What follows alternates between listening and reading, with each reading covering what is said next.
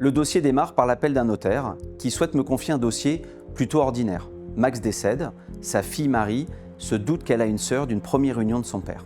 Un dossier plutôt simple, nous allons rechercher dans l'état civil pour savoir si Max a bien reconnu un enfant d'une première union.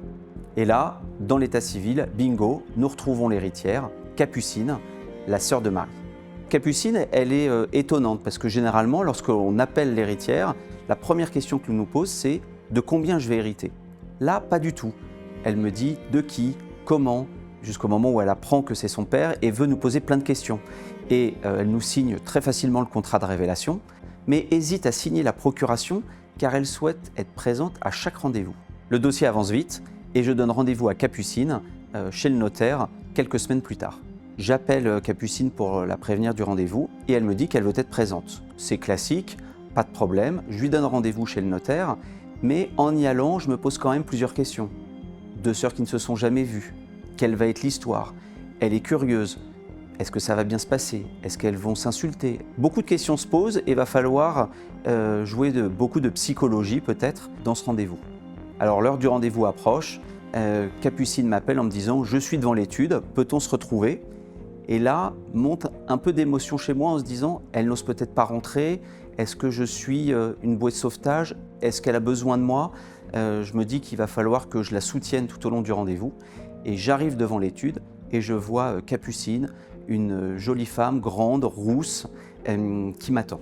On rentre dans l'étude tous les deux, on s'annonce et nous allons dans la salle d'attente. Et là, stupéfaction, une autre femme, plus jeune, grande, rousse, on dirait presque deux sœurs jumelles avec quelques années d'écart, est dans la salle d'attente. En se voyant, elles ne réagissent pas. Elles se voient, se regardent du coin de l'œil, mais pas plus. Baissent un peu le regard, on entend une mouche voler dans la salle d'attente, personne n'ose parler.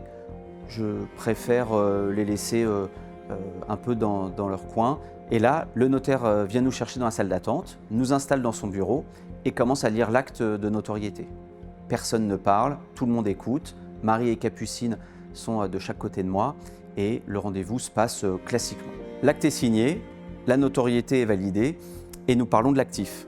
Une maison, un compte bancaire, la maison située rue de la Gare. Et à l'annonce de l'adresse, tout de suite Capucine tilte en disant « Mais rue de la Gare au 13 ?»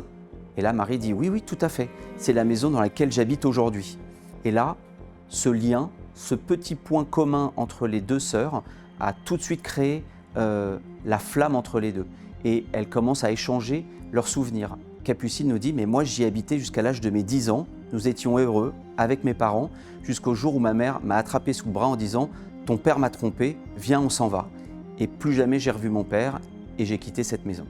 Les conversations s'enchaînent, on a du mal à les arrêter jusqu'au moment où il faut les arrêter parce qu'il faut terminer le rendez-vous, parler de l'actif, leur donner la copie des actes et enchaîner les autres rendez-vous. Donc nous sortons avec les deux sœurs, avec Marie et Capucine. Au moment de leur dire au revoir, elles me disent « Vous n'allez pas partir, venez, on va boire un verre ».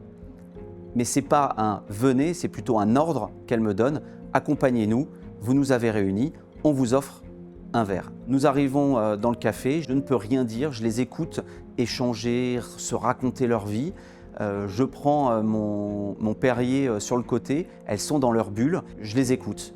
Je n'ose pas partir parce que je n'ose pas interrompre ce moment magique dont je suis le témoin.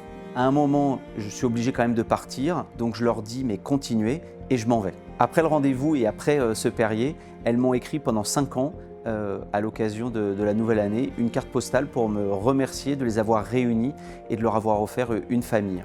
Ce qui a changé dans leur vie à la suite de cette succession et de ces rendez-vous, c'est qu'elles étaient seules, chacune avait leur famille et grâce à ça, elles ont découvert un autre pan de leur famille et aujourd'hui, et pendant les 5 ans en tout cas où elles m'ont écrit, elles ont passé des Noëls toutes les deux avec leur famille et elles ont agrandi leur famille grâce à nous.